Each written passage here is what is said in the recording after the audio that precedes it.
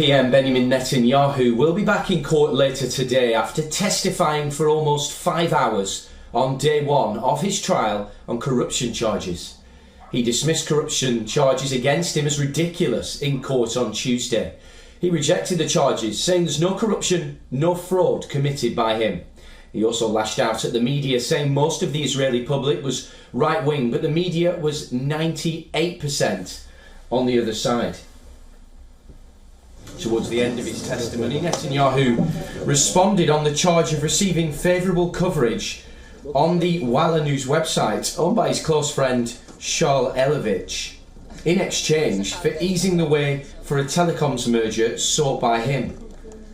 In particular, prosecutors alleged that this scheme was agreed upon at a dinner in 2012, which Netanyahu and his wife Sarah hosted. Netanyahu argued that there was no agreement, no bribery even after the dinner. He contended that WION at the time was extraordinarily adversarial towards him and that this did not improve over the next period of time. Well, hundreds of protesters and onlookers gathered outside the Tel Aviv courthouse on Tuesday, many chanting for Netanyahu to be brought to justice. But some of his supporters called the allegations against Bibi false. As per reports, for the second day of his testimony, the Israel leader is scheduled to appear at a Tel Aviv court at 2:30 p.m. local time, and this is Israel's first sitting premier to face criminal charges. Bibi is facing charges of bribery, fraud and breach of public trust in 3 separate cases. In the first case, Netanyahu and his wife Sarah are accused of accepting more than $260,000 worth of luxury goods such as cigars, jewellery and champagne from billionaire benefactors in exchange for political favours.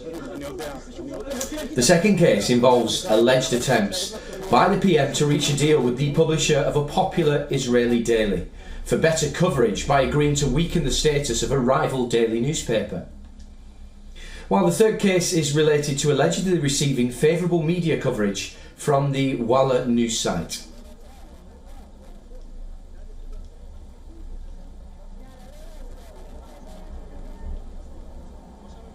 Well, for more detail on this, we asked our correspondent Jodie Cohen what to expect on day 2 of Netanyahu's corruption trial. So the UN has said that it opposes Israel's strikes in Syria. The IDF said that they destroyed around 70 to 80% of Syria's strategic weapons, which Israel was concerned could have ended up in hostile hands, not just as a threat to Israel, but also to others as well. Now, former IDF spokesperson Jonathan Conricus said that when Libyan dictator Colonel Gaddafi was ousted, that terrorists from across the world distributed his lethal weapons far and wide, and that's what Israel is preventing from happening in Syria now. Now, he suggested that far from criticising, the world should be thanking Israel. Now, Israel's Navy and Air Force destroyed most of the strategic weapons stockpiles, including, they said, long-range projectiles, Scud, cruise, coast-to-sea and air defence missiles, Navy ships, fighter jets and helicopters, and tanks and radars and more. And Prime Minister Netanyahu said that Israel will do whatever's necessary to ensure its security. So on the opening day, the Prime Minister's attorney suggested that there are many holes in the cases against Netanyahu. For example, he suggested that interpreting seeking positive media coverage as bribery is a made-up crime and not applied to any other politician. And Netanyahu suggested that, in fact, he'd received negative media coverage. Now, I spoke with protesters outside the court yesterday. Opponents believe that Netanyahu should resign at least until after the trial. There were actually more supporters of Bibi outside the court yesterday than opponents, and his supporters believe that the court should delay proceedings at least until after the war. Now, the court said it would consider pauses if matters arise that the Prime Minister needs to attend to, and that actually happened yesterday, and the day 1 finished earlier than scheduled. Now, today is day 2. Netanyahu is expected to take to the stand again later this afternoon. He'll be questioned further by the defence, and then proceedings will be paused until Monday. Monday.